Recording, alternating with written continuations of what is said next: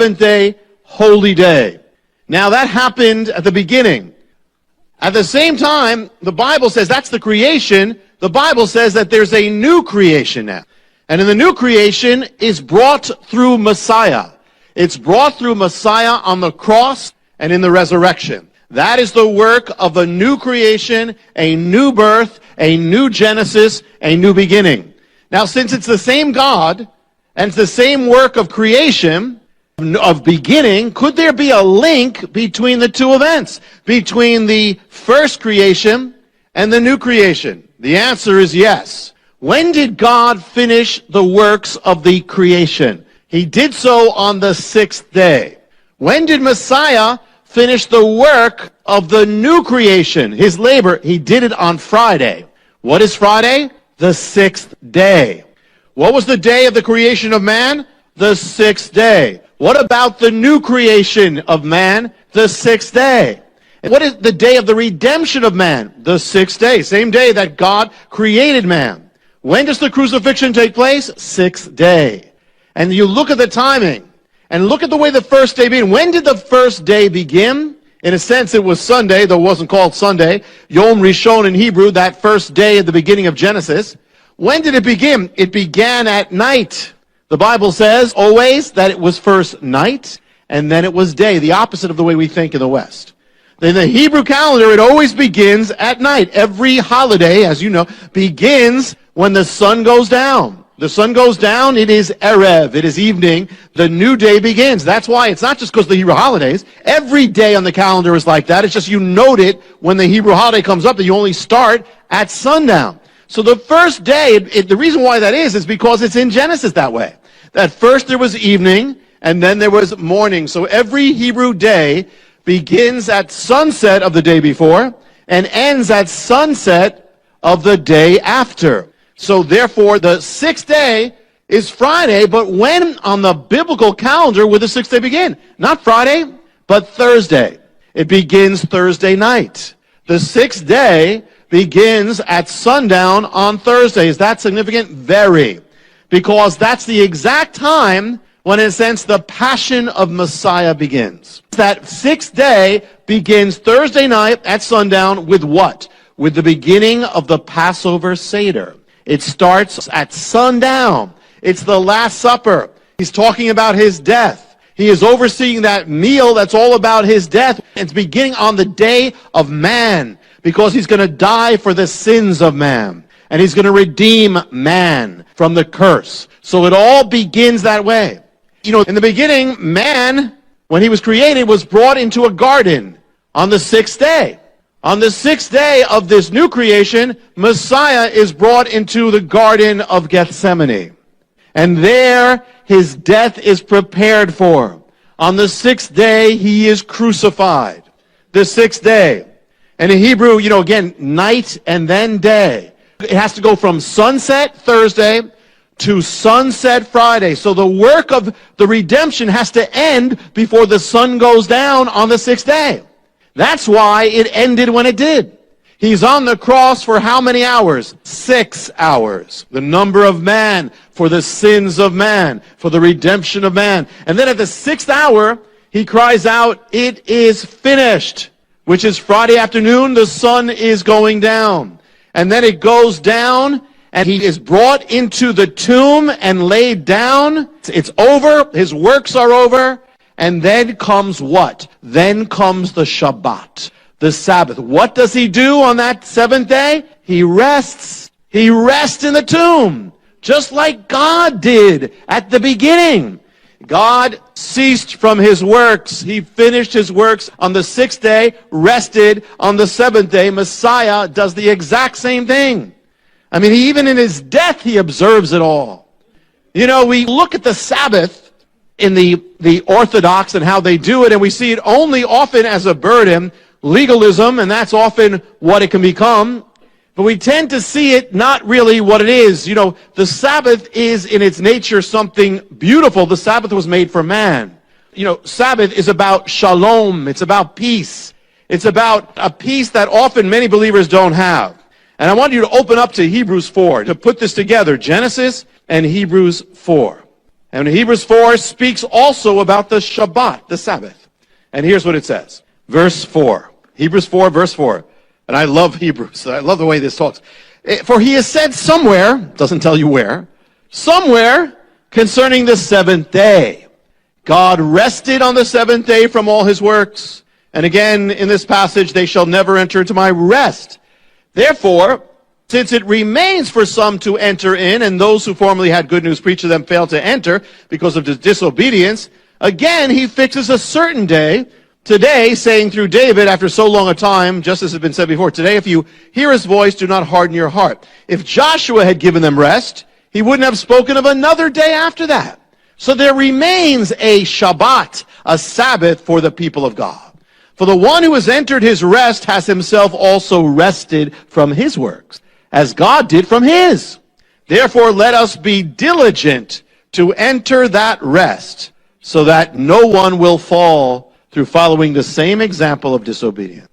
Therefore, let us be diligent to do what? To enter the Sabbath, the Shabbat. What it's saying is there's a greater Sabbath yet to come. In a sense, the Sabbath was a foreshadow of the peace that God would bring because of Messiah. What does the Sabbath come from? It comes from Messiah. It is the Sabbath. It's no accident he died when he did. Already, all put in the tomb, and then the Sabbath comes. He always observed the Sabbath when he was alive. Now he observes it in his death. The holiest day. He had to die when he did. His labor had to be over because you don't work on the Sabbath. He said, the Son of Man is the Adon HaShabbat. He is the Lord of the Sabbath. The Sabbath is the day, the state of being that represents the peace of God, the shalom of God, the state of completion and rest and blessing. That's what it's about. And Messiah is Lord over that. He is the Lord of Shalom. He's the Prince. It says he's the Prince of Peace. Sar Shalom in Hebrew. He's the Master of Shalom. Peace comes from him or it doesn't come. He is the Lord of completion, what it means. He's the Lord of being full, fulfilled, and right, and blessed, the Lord of rest. In Messiah, you are to enter that place, this divine Shabbat, Sabbath of God. But how? In the book of Hebrews, it's written, let us enter, let us labor to enter. It may take some work to get in. We're going to see that. So many believers live their lives in a state of restlessness, just like most of the world, and are not living in the Sabbath of God. But the secrets are there in Messiah's entrance. When Messiah died on the cross, he was not only dying on the cross, he was also entering the Sabbath in the greatest Sabbath entrance that has ever been after the days of Genesis. What was the cross? It was the way he entered into the Shabbat. He labored to enter in. And so the amazing cool thing is, when you look at Messiah on the cross, you actually find keys of entering the peace of God for your life. And keys of entering the place in God where you can have completion and healing and fullness. Messiah, Lord of the Sabbath, teaches us how to enter the Sabbath on the cross, because that's what he's doing. Aside from everything else, he's also entering the Sabbath. And we're going to look at a few of those keys tonight. It's really cool because you wouldn't think so. That's exactly what's happening. On the cross, John 19:28, he says, I am thirsty. I am thirsty, quoting from the Psalms. Is there any key there about peace with God with that? Yes, there is. One of the keys of having peace with God and peace in your life is you have to bring your needs to God. Whatever that is, as much as you don't, you're in trouble. And you'll never be at peace. As much as you pretend you don't have a need, you will never have peace with God. You know, as much as you try to fulfill your own need, you will never have peace with God. As much as you keep two worlds apart, hey, you know, at home I'm one way, I'm here and I'm pretending everything's fine in my life, and yet I have a real need. If you don't bring that to God, you're not going to have peace. You have a need for people to accept you. Listen, we know that's not the end. We shouldn't be there at the end. But if you have the need, don't pretend you don't have it. Bring it to God. You know, whatever the need is, you're lonely, bring it to God. You know, it may even be, you know, you're tempted, bring it to God is what it's saying. You have to bring your thirst to him, and you have to confess it if you're going to be touched, if you're going to have peace in your life. He said, come to me, all you who are weary and burdened down, and I'll give you rest. And come to me, all you who are thirsty, come and drink. First thing is, don't hide your need. People get into big trouble for doing that. And some of the great saints of God, David got into big trouble for keeping kind of two things in his life and pretending he didn't have that need. God said, why don't you come to me? The thing is, whatever it is, even if you're being tempted, that's a need, bring it to God. God is never saying, don't bring it to me, I don't want to touch. He never says, I won't deal with it. He'll deal with it. Bring it to God. And he's there. Next thing he says on the cross, another key to the Sabbath of God, of Messiah. Matthew 27:45, he says, Eli, Eli, lama sabachthani. He speaks Aramaic, quoting from the Psalms in Aramaic. Eli, Eli, my God, lama, why? Sabachthani, have you forsaken me? Now people argue and say, how could he be God if he's saying, my God, you've forsaken me? That's the awesome thing about the cross. It's God actually separating himself from himself so he could be one with us who are separated from God. And yet it's all that, and it's also part of the Sabbath entrance.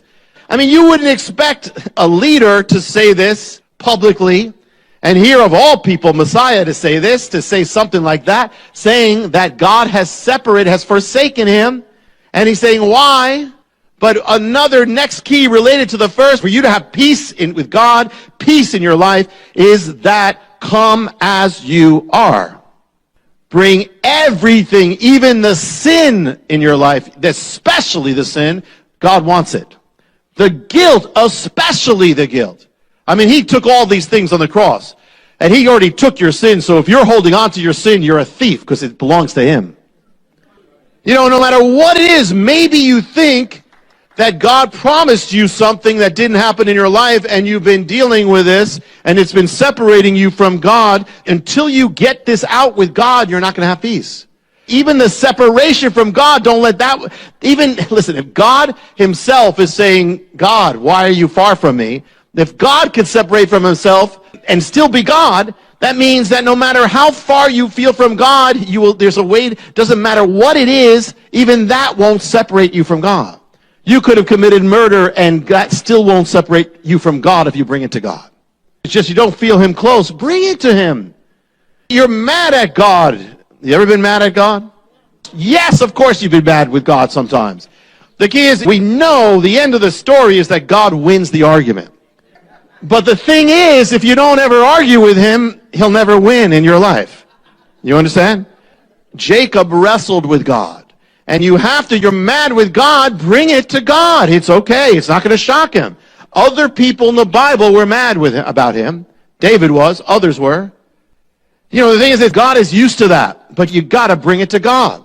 And at times you might even say, listen, I don't feel like, I remember a time when we were waiting, hoping for a particular building that fell through early on, and we had no other building. And I remember that day when it fell through after a year, I said, God, I'm just not happy with you today. And I don't feel like talking to you today. But I was telling him that I didn't feel like talking to him. It was okay if you don't feel like talking to him as long as you tell him about it.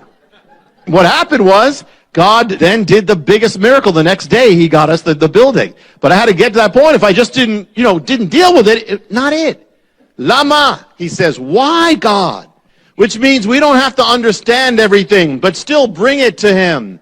Why, God? I don't understand, but I don't have to understand everything, but this is what I'm feeling. Come as you are. No matter how distant you are from God, he's there with you, also knowing what it is to be distant from God. Even in that. Eli, Eli, lama sabachthani. Even then, my God, you're still my God, even though I don't understand what you're doing. Messiah's word on the cross. One of the things he says on the cross in John 19:28, woman, behold your son. Behold, man, behold your mother. What's this about? Some people say in the Catholic Church, there are those, that means Mary's your mother. Well, then it would mean that John's our son, but that doesn't go. He's saying something because he's leaving the world. He's going to be gone. How do you enter the Shabbat of God? He's tying up the loose ends. why you may not have peace is there are loose ends in your life that you never tied up. And you never tied it up with God. Maybe unfinished business you never did. Maybe something with your parents. Maybe something with another. Maybe you wronged somebody and you never asked forgiveness. You never made it right. Well, part of entering the Sabbath is this. He's finishing up. You know, you can relate to this. You're going on vacation and it takes you like days to finish up in order to go on vacation. And it takes a lot of work to go on vacation. You know, there are times I remember, I don't know if the vacation was worth it, how much it took to get to that vacation and finish up. But if I didn't finish it up, I could never go. If you want to enter God's rest, then if there's unfinished business, you need to bring it to God and finish it up. You know, Zacchaeus, when he was saved, he didn't say, okay, I'm saved, so forget about everybody else. He said, okay, I'm going to go back to everybody, and I'm going to give them 4 times as much as I ripped them off for. He was tying it up. This was a man who undoubtedly had peace. You ever leave home and you're thinking, wait, there's something I left on, or there's something there. Something not, I left the light on. I left the oven on. I left the mixer. I left the machine on. I left the lawnmower on. And there's something there and you don't have peace because there's something unfinished. Maybe right now you have something at home and you have no peace.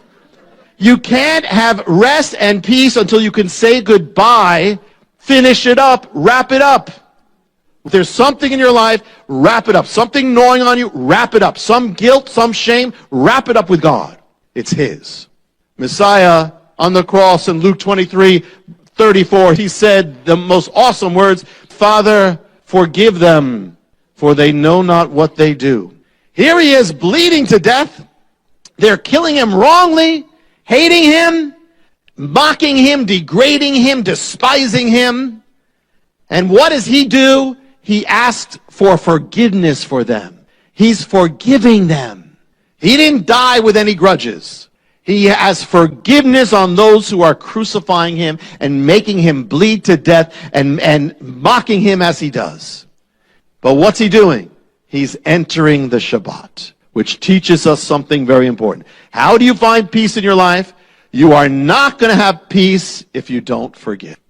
You must forgive for your own sake, for their sake, for your sake. And some of you, and in the Lord, you still hold grudges, and as much as you do, you don't enter the kingdom, you don't enter the peace of God. You have grudges, you're frustrated all the time, you're angry all the time, you are defrauding yourself of the peace of God. You're never going to have it until you let go of it. The ministry, or you can have just the Mysteries Volume 13, which is those 9 DVD set for a donation of $55 to the ministry. This is probably one of the most amazing offers of video and audio, and the things that are written as well, his books. So order that right now. We'll be right back after this special message, and we're going to talk about the mystery of the ghost kingdom. So don't go away. We will be right back after this special message. When you need a portable emergency power system that is ready at a moment's notice, the fuelless generator is exactly what you're looking for.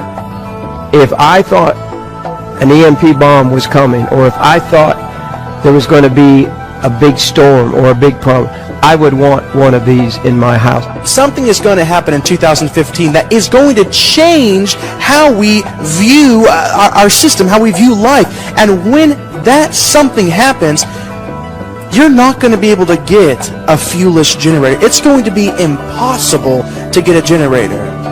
I'm really enthralled with this device. It's an elegant technology. With every storm we've had this winter, I just pull the thing out, I set it up in the living room, I run some extension cords into other rooms. I even ran my 60-inch television off it. Call 1-888-988-1588 or write to Jim at P.O. Box 7330, Branson, Missouri 65615. It's such an incredible offer. For example, this is for a donation of $2,500 to the ministry. And the unit just by itself is a retail value of $2,500, but you're also going to get a solar panel, which is a retail of $500, then the 20-foot extension cord, and that retails for over $50, and then the crane, which is a retail of over $200. So it's an absolutely incredible savings. A lot of people ask me to endorse stuff and all that. This is the only thing I have been endorsing like this. I fully believe in this product. Wow. But can you imagine in the pitch darkness that you have light? You can also go to the website JimBakkerShow.com. Thank you for your continued support that helps keep us broadcasting around the world.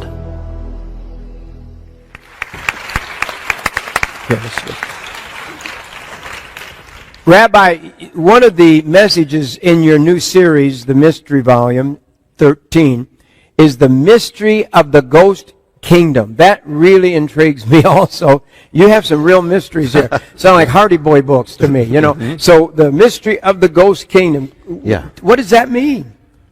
Well, this is linked to Daniel. Let me start this way. When I was growing up, there was a movie called "It's a Mad, Mad, Mad, Mad, Mad World." Oh yeah, and it was very funny. I saw that one when I was a kid. At one point, they're looking for this treasure. Some of you, and they're looking for, and they say it's under the big W. And they're walking around this park looking for it. They're going all around, and right there, it's in front. But it's so big they don't see it. I mean, it's right there in their faces, but they don't see it. Well, this is a prophetic. I want to share a prophetic end-time mystery that is like that big W. In other words, it is so big, and it's right there, and we, for the most part, have not seen it. This is going to be kind of a whole new take on it. And beginning with Daniel 2. Daniel sees the statue of the kingdoms that represent the four great empires of the world. The last one being the fourth one is the Roman. It's the final form. It's going to be the end-time kingdom as well. So he sees all that there. Now, this is what he says about that fourth kingdom. Daniel 2 says this, verse 33, his legs were of iron, his feet part of iron and part of clay. So the Roman Empire is represented by the legs and then the feet. And then verse 40 says this, the fourth kingdom shall be as iron breaks in pieces and subdues everything, all things. As iron breaks all these things, it will break in pieces and bruise. And where you saw the feet and the toes, part of the potter's clay and part iron, the kingdom shall be divided. But there shall be in it of the strength of iron, as much as shall the iron mixed with the clay. And as the toes, the feet were part iron, part clay, the kingdom shall be partly strong and partly broken. And where you saw iron mixed with the miry clay, they shall mingle themselves with the seed of men, but shall not cleave to one another, even as iron is not mixed with clay. All right.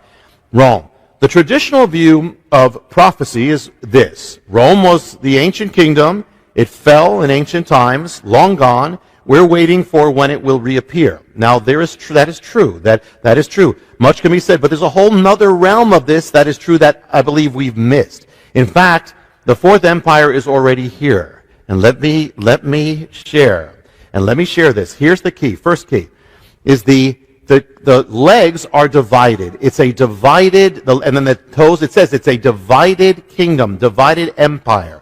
And so it is divided in clay, iron, divided with the legs, divided there. It's an empire of division or duality. Two things, Rome, iron and clay. Rome was made up of the Romans, was also made up of peoples from all nations. Rome was divided literally into east and west. It became the Eastern Empire and the Western Empire. Rome is also divided in time. It stood then in ancient times. It will stand again in the end times, solidified. So it's a divided essence is what we see here.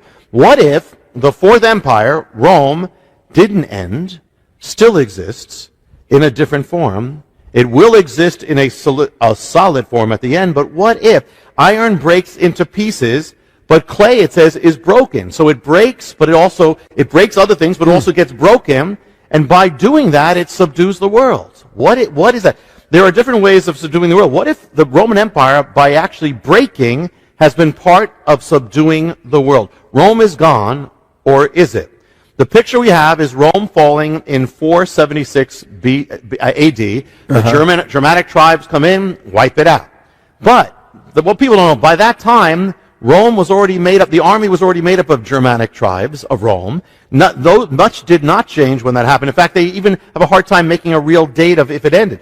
It actually, the barbarians, who we say took over, continue to recognize the Roman Empire and said they are under the Roman Empire. Medieval civilization, Middle Ages, feudalism, was actually a carryover of Rome. It was just Rome breaking apart. It was the same thing. The language of Europe then was Latin, which is the language of the Roman Empire. It did not stop. 800 AD, Charlemagne is crowned emperor of the Romans. This is long after Rome was supposed to be gone. is crowned the Holy Roman Emperor.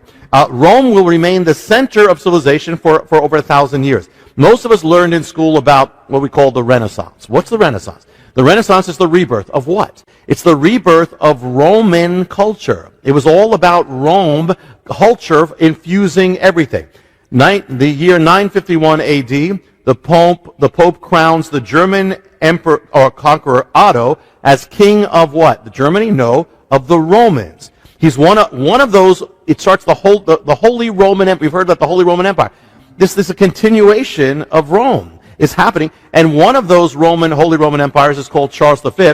One of his little piece of land was part of America. Now, America under this emperor of Rome. Now, this is the fourth beast, but it goes much farther. What's happening is that Rome actually did not end. I mean, in one sense, it spread through the world. It's been spreading through the world. Wow. It's been leavening the world. You can travel the world and look at capitals of the world, and all over you'll find their buildings are made to represent Rome. All over the world. Roman law is the basis of much of law that is still all over the world. When the Holy Roman Emperor fell, or the empire fell, out of it was born Germany. The leader of Germany was called what? The Kaiser. What is Kaiser? It's Caesar. It means Caesar. Oh. Kaiser is simply the German way of saying Caesar. So here you have the Holy Roman, then you have that. 20th century. The century of fascism, totalitarianism. Where does that begin? Begins with Mussolini. What was he trying to do? What was it? It was the revival of Rome. Hitler followed it for Nazi Germany. Where do you get the word fascism from? The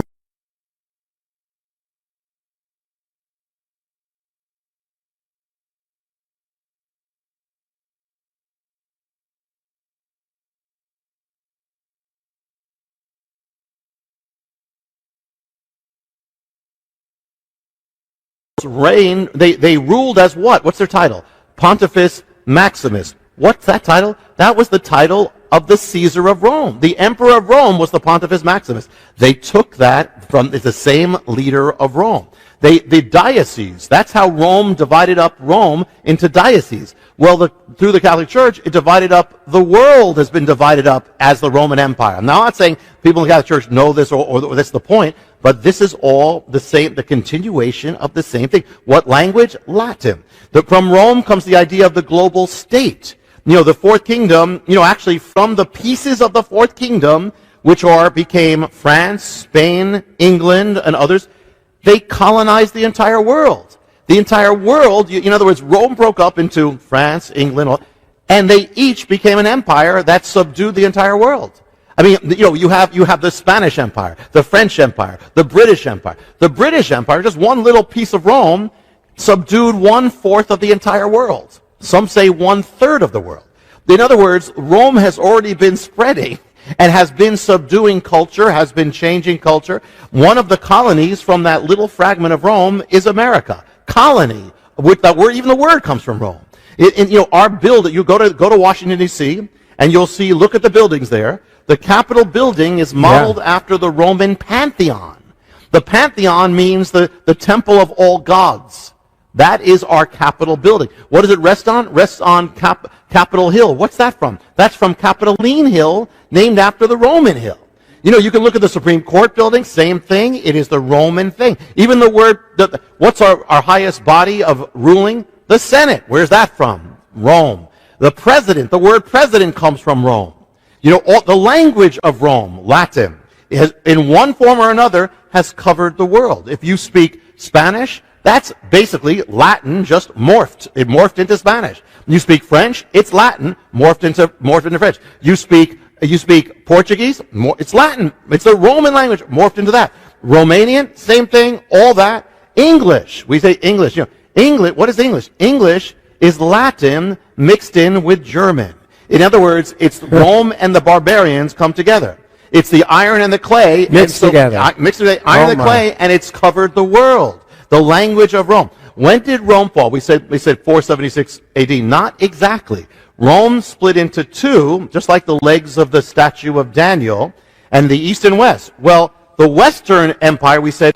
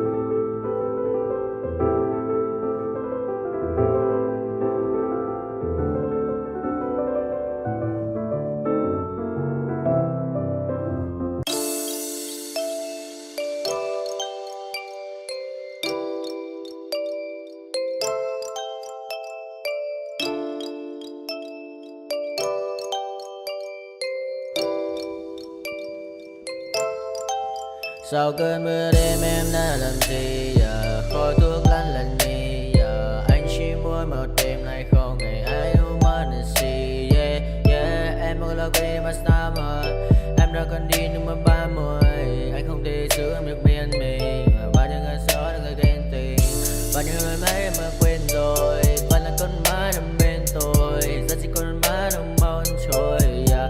Anh chẳng thể giữ được cho em nhiều điều, có mấy con mắt điều em mới không muốn yeah, em mới không muốn yeah, em nhớ muốn bên anh như khi em muốn mơ bên anh, em nhớ muốn say nhà này là mơ mà em cần anh yeah, mà đừng mơ chỉ cần ai sai đến anh em không ngồi mãi chỉ cần ai mà em mà sao và em muốn đêm nay em đã trôi ta bên qua cảm xúc như cơn mưa kia đang nhìn tôi, ta mệt mà đi má đôi má em thật u sầu, mà đi má đôi má em thật màu nâu, và anh muốn ôm em thật chặt yeah.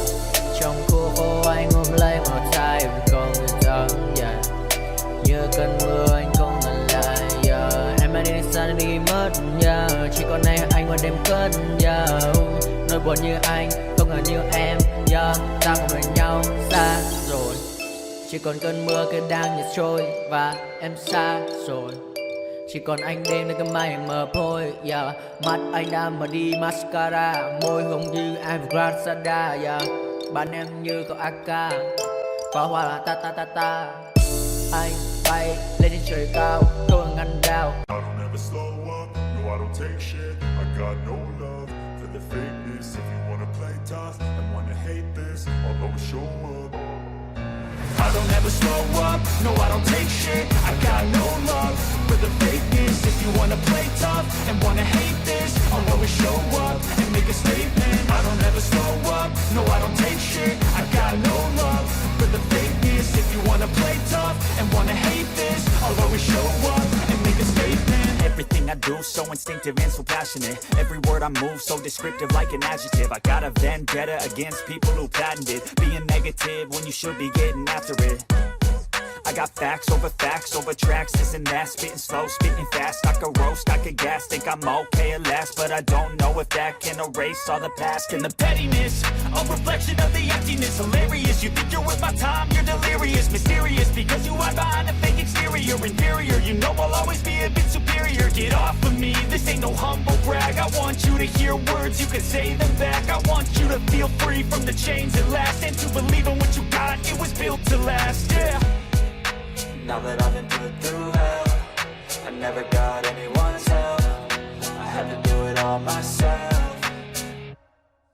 I don't ever slow up, no I don't take shit. I got no love for the fakeness. If you wanna play tough and wanna hate this, I'll always show up and make a statement. I don't ever slow up, no I don't take shit. I got no love for the fakeness. If you wanna play tough and wanna hate this, I'll always show up and make a statement. Gonna learn the consequence of being incompetent. Mental health is confidence, dreams and some honestness. I'm not here to save the day, that's for you to take away. I could play a million mind games, but instead I say something not illogical, something that is topical. Rub it on and watch it go, make yourself unstoppable. Dreams